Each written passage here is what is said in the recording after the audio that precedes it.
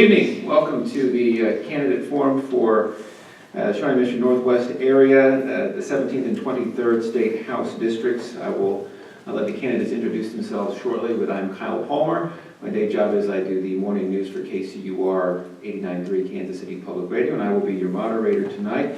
Before the candidates introduce themselves, I will just briefly run over the structure of this forum. It is not a debate, but it is a forum where all the candidates will have a chance to fairly and civilly expound on their opinions and positions.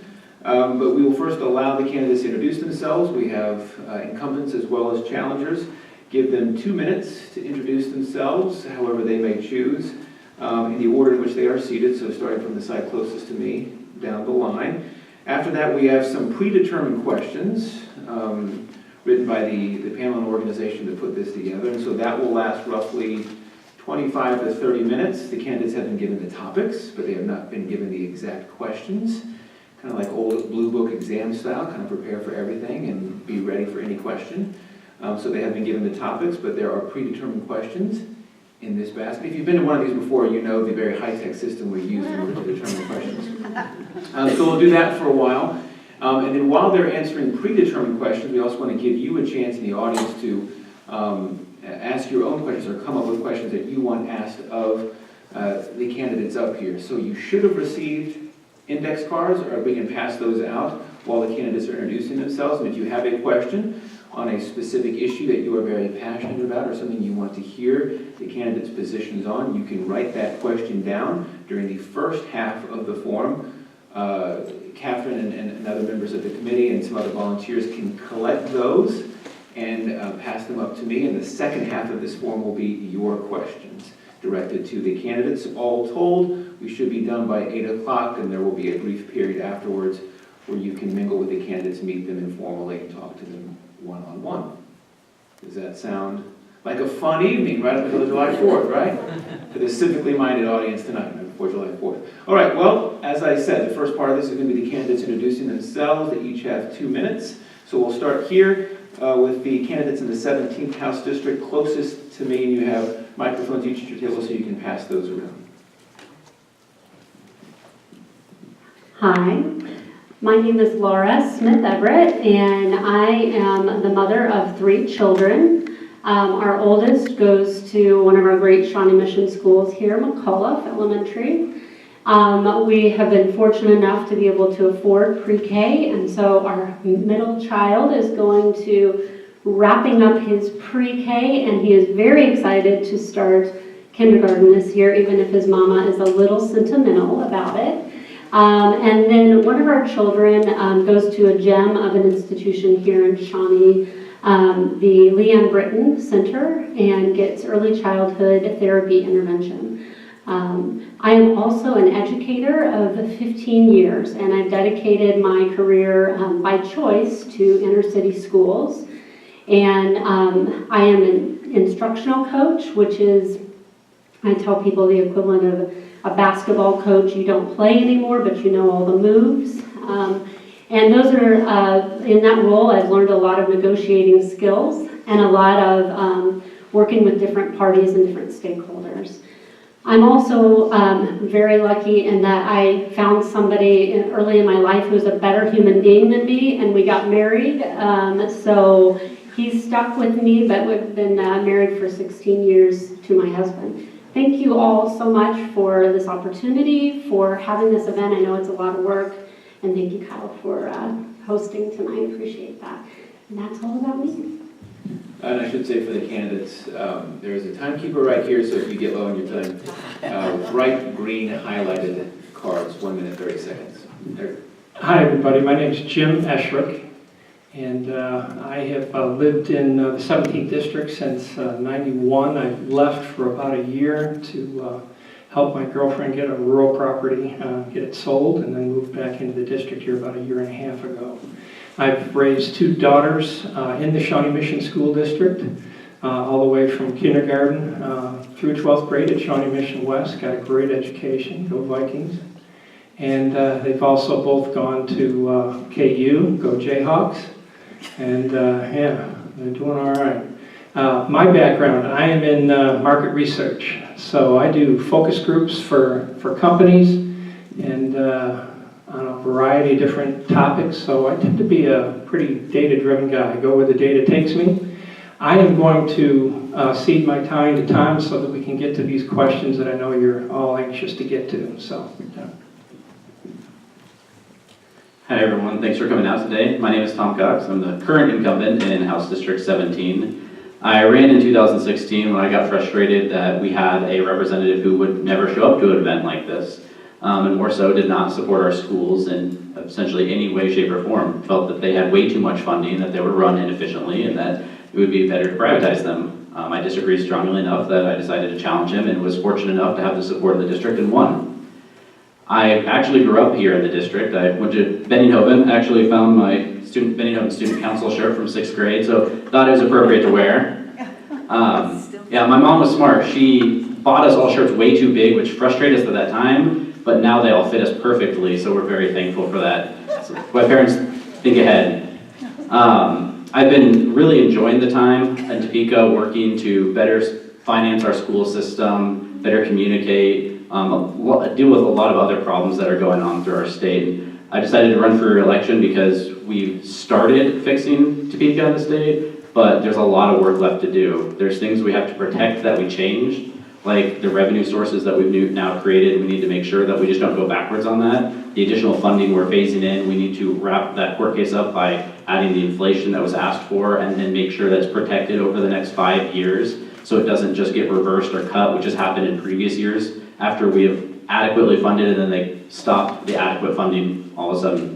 So I look forward to answering your questions here today, and thanks for taking the time. The candidates in the 23rd district.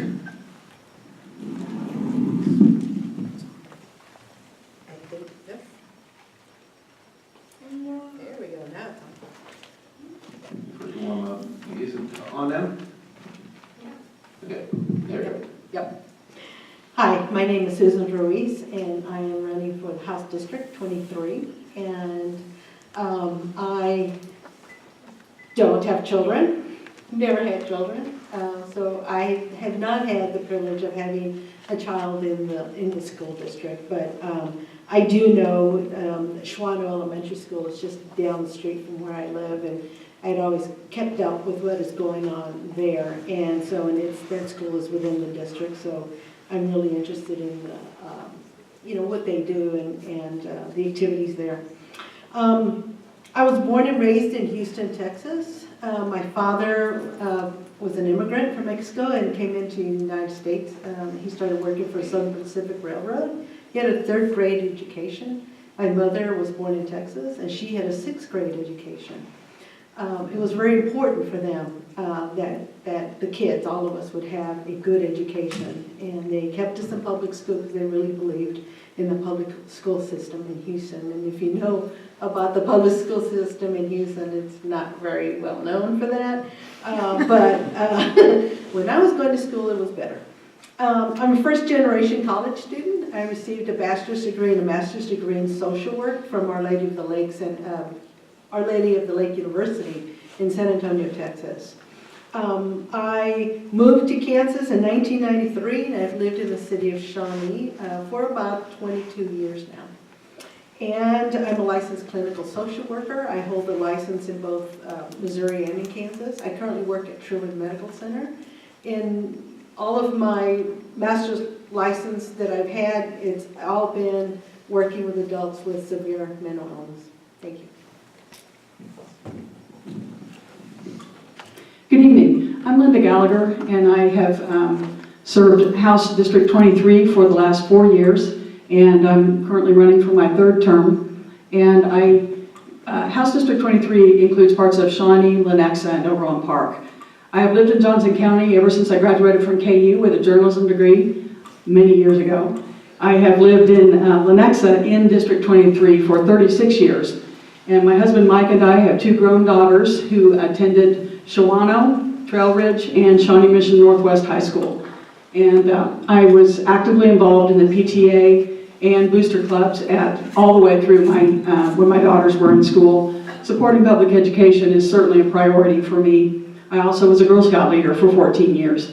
And I've made the welfare of children and seniors and social services my niche in the legislature. Out of my concern for the vulnerable citizens of Kansas and the erosion of state support for the safety nets. I am vice chair of the Children and Seniors Committee and serve on Social Services Budget Committee. I'm also on Transportation, Government, Technology, and Security, and I serve on a Child Welfare System Task Force and am vice chair of one of its working groups. And I told Susan, with the work I have on committees, I have tremendous respect for social workers and what they do. The legislature made great progress in the 2017-18 biennium, and I'm proud of our accomplishments, but there is much more work to be done to get Kansas back on the right track and to fully recover from the budget hole we were in. I want to continue the work I have begun, and I ask for your vote on August 7th in the primary election and November 6th in the general election. And I want to thank SMAC PTA for sponsoring this event. Thank you. Those are your candidates for the 17th and 23rd State House districts. We'll now move into the first half of questions. These are predetermined questions written by members of the Shawnee Mission Area Council PTA. You've been given the general topics, but not the exact questions. The topics range from role of government, creationism in schools, school funding, transparency, school funding, state education standards, school funding, higher ed, voting laws, and school funding. You get a sense of who wrote these questions and what organization put this on. So I will select out of random those questions. We'll start down here, closest to me again, but then as we progress question by question, we'll start with the next person down the line and move back around so each person kind of gets the pressure of answering first, and it's not always the same person. So we'll start with Laura Smith Everett in the 17th District, and this is the first question that all 5 of you will answer. Do you support expanding Medicaid in Kansas? Why or why not? And again, 2 minutes for these answers. So for me, that's a very strong yes. We actually have had the experience of being Medicaid recipients for one of our children who has special needs. And it made the difference between personal bankruptcy, medical bankruptcy, and being able to provide the services that he needs to be able to grow and be ready for school. As an educator, I can also say that early intervention is by far much cheaper than it is when you get to school and these issues haven't been resolved. So if we have children with chronic asthma or conditions that can be covered by Medicaid, and they're not taken care of or noticed or found until school, we're already, our costs are already through the roof. We send our money every month to Washington, and we should recoup that cost and use that to cover our Kansans here that need that Medicaid. Yeah, my attitude on the approach on the Medicaid expansion is that I'm not yet prepared to vote for expanding it because I don't think at this point we know the true cost of Medicaid expansion. A lot of the cost elements just aren't all fleshed out, and I think we need to have that discussion. The part about being sympathetic, I have a friend who spends $1,900 a month on healthcare insurance every month. $1,900. I know somebody else that dislocated her knuckle taking the dogs for a walk. Anybody want to guess how much that was? Just a dislocated knuckle. $5,000. $5,000. That's ridiculous. And then she was told when she talked to the hospital was in her network, but guess what? The physician wasn't. Now, how the heck is she supposed to know that? So just in those couple stories, we have some huge costs. We've got complexity.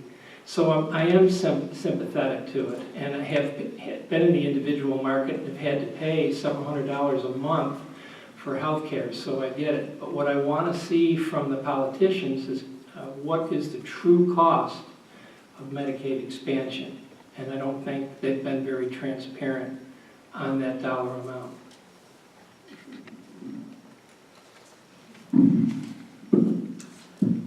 I support expanding Medicaid. We've had 2 opportunities to vote directly on Medicaid expansion, and I voted yes both times.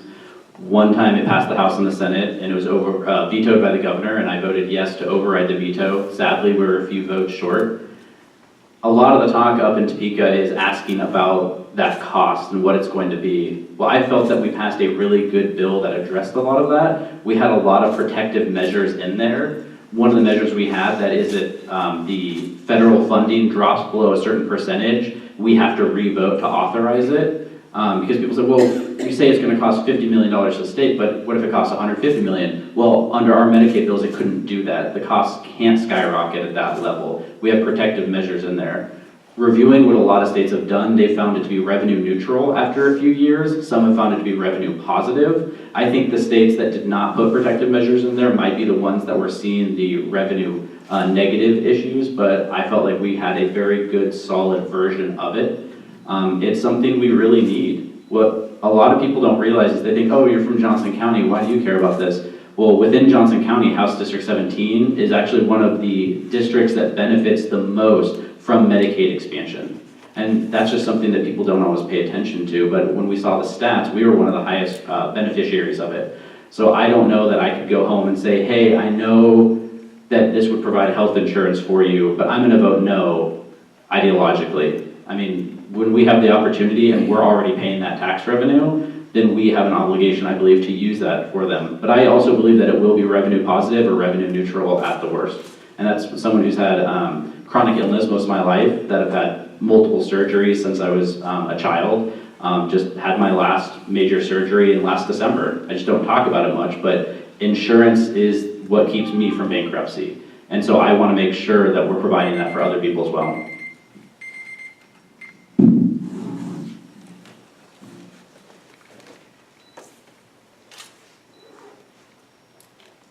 Let me get this right here. I mentioned that most of my work has been working with people, with adults with a severe mental illness. And at one point, I also worked with children who said that they had emotional disturbance. I've worked extensively in community mental health centers in Leavenworth and in Wyandotte County, and now at Truman Medical Center. And the issues are the same. We have people who have need. They have a severe mental illness. Most individuals suffer with a mental illness for 10 years before they're finally able to get some type of service. Without Medicaid, without some kind of financial assistance, they will not be able to get the assistance that they need. And it just doesn't cover services, it covers medication. Medication skyrockets. For someone who has schizophrenia and has to be on an antipsychotic medication, it can cost thousands of dollars. Where are they going to be able to afford that? And where's the safety net for that? Without the Medicaid, people will not be able to get the kind of medical care that they need. I currently work with people who are also homeless. Multiple illnesses that are there on top of the mental illness. Because if you're homeless, you can't take care of yourself health-wise. So there are multiple reasons to be able to, if you have Medicaid, to be able to address that. And prevention is it. That's where it starts. Prevention with children, and to be able to address those needs. It will, at the end, will be a cost-saving measure for us. I also support Medicaid expansion. I voted for it both times. It has come in front of the House, and I voted to override the governor's veto of it last year. And I was very frustrated when we were so close, and just felt just short of overriding the veto, because I thought it was a miracle in the first place that the Senate passed it and handed it to us on a silver platter, and then we couldn't override the veto in the House. There are so many reasons to support Medicaid expansion. It would provide access to health care for 150,000 Kansans who currently fall in the gap between, they make too much to qualify for Medicare care as it is now, and they make too much to qualify for subsidized health care on the ACA marketplace. And many of these people are the working poor. They're working 2 or 3 jobs that do not have benefits. And so it's not a welfare thing. It's something that these people need, and it's just out of their reach right now.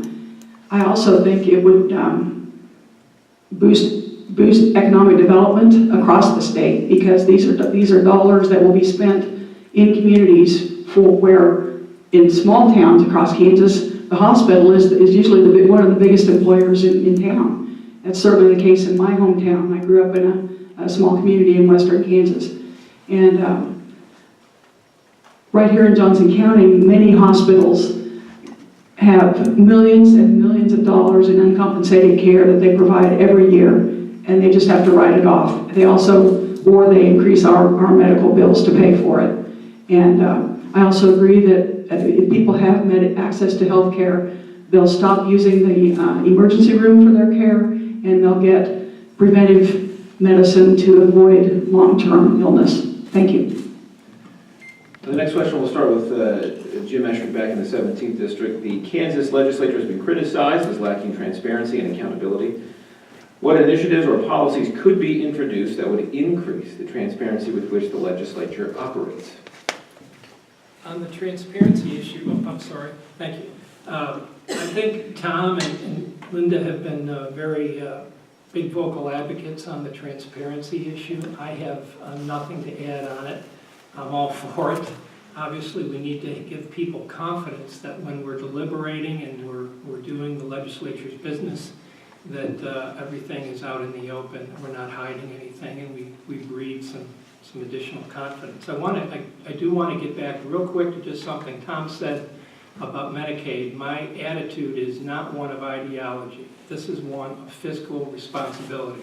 The federal government says it's going to pay 90-some% of Medicaid, but for how long?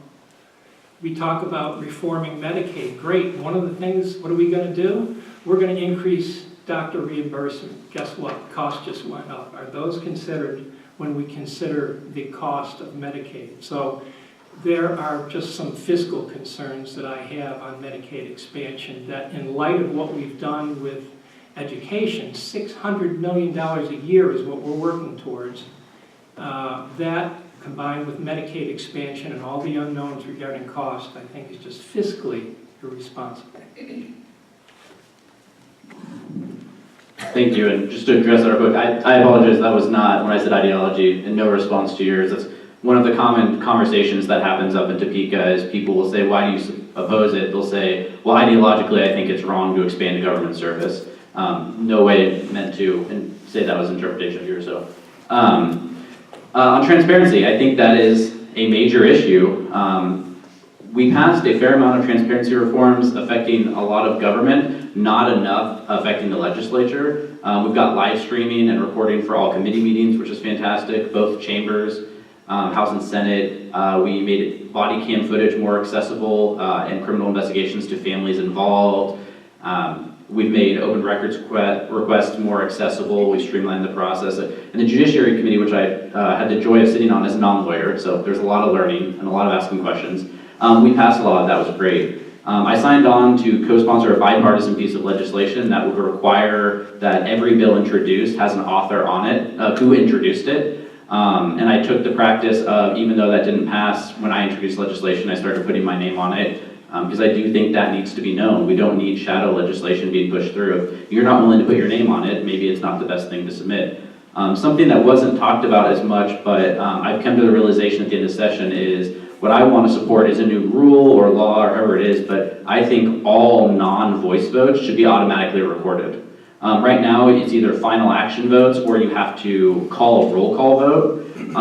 But I just don't think that's transparent enough. I think that any vote that we have that is not done by voice, so we record it on the board, should be a recorded, publicly accessible vote. I think that's what people want. I would fully support having recorded votes in committee as well. I know that gets a little bit more complicated in our system, but we are the people's legislature. We need to be accessible and accountable to them on what we're doing.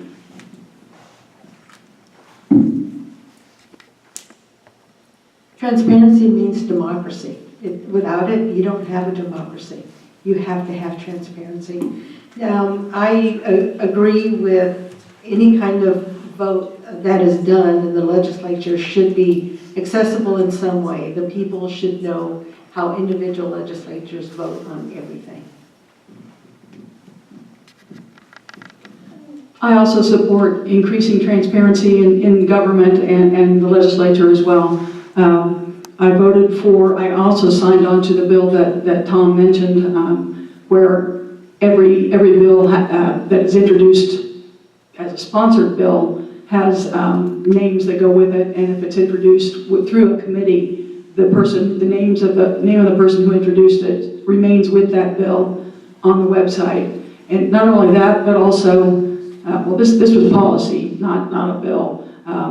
The House instituted a system where people who requested a bill be introduced through a committee, their name stays on it, but also the name of the organization who requested it in the first place. For example, I introduced a bill to allow people to put electronic monitoring, audio or video, in nursing facility rooms at their own expense.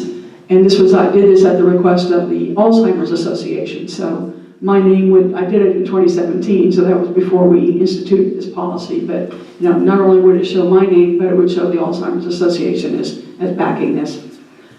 There were a number of bills that passed this year that did increase transparency, but yes, we probably have more we can do. I do support voting, recording votes in committee.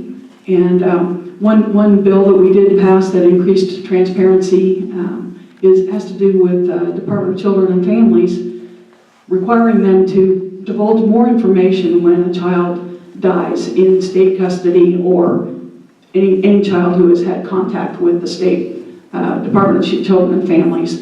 And that is something that is definitely needed. Back to the other end here, Laura Smith-Everett.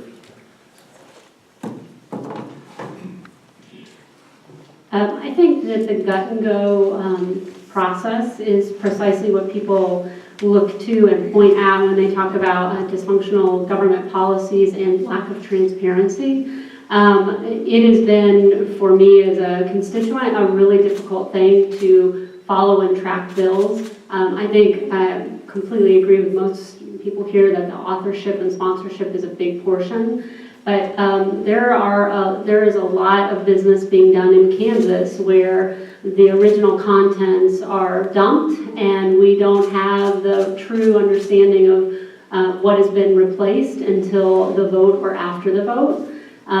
For my own personal self, I really admire Stephanie Clayton, who tweets out all of her votes and would pledge to do something very similar, because I think it's really tough when we have several measures that make it difficult for an everyday person to track things.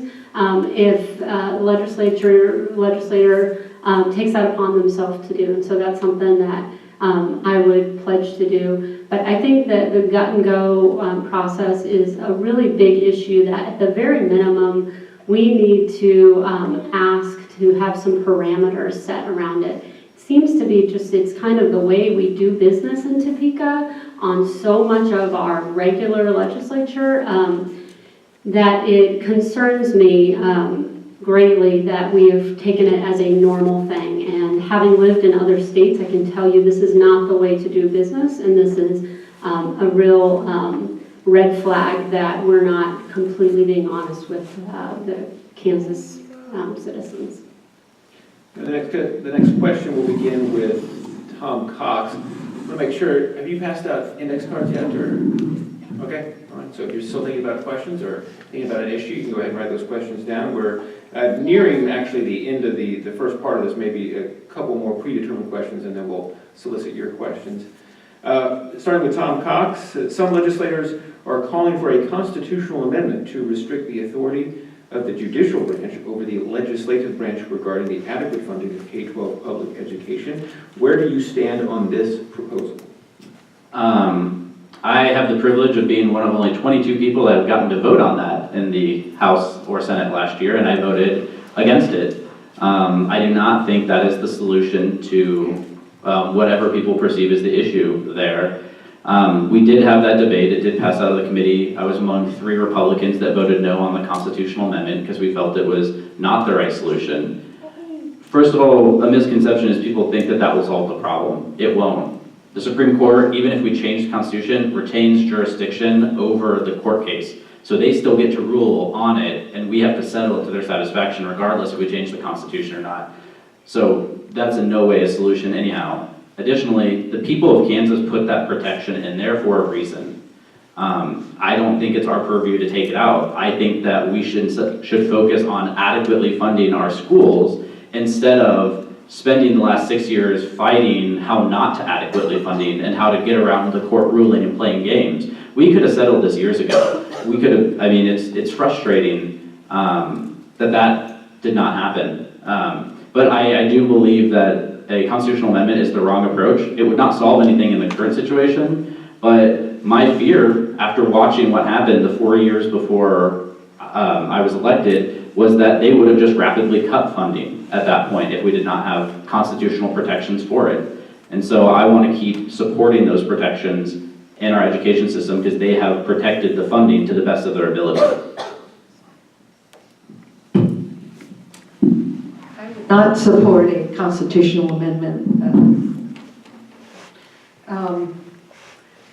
What I have been hearing from constituents is that there is a fear that if it is amended, that the legislature would take over and maybe not have the best interest of the children involved. And it all has to do with the phrase, make suitable provision for finance. It's in in Article 6 of the Kansas Constitution. And so there is that fear of that the Supreme Court gives checks and balances with the school funding. So I would not support the constitutional amendment. I also oppose the constitutional amendment and would absolutely vote against it if it comes before us. There are many in the legislature who see that as a way to try to stop this endless cycle of litigation we've been in. And as Tom said, it wouldn't have any effect on the current Gannon case, but some people see that as a way to going forward, stopping this. Well, the way to stop this endless cycle of litigation is to adequately fund schools now and stop it that way. We all want to take the court cases to end. But I respect the system of checks and balances that we have, the separation of powers, and we need the court to serve as a backstop for potential bad legislation that the legislature passes. There are legislators who definitely want to slash funding for schools, and we need the courts there to do their job to ensure that doesn't happen.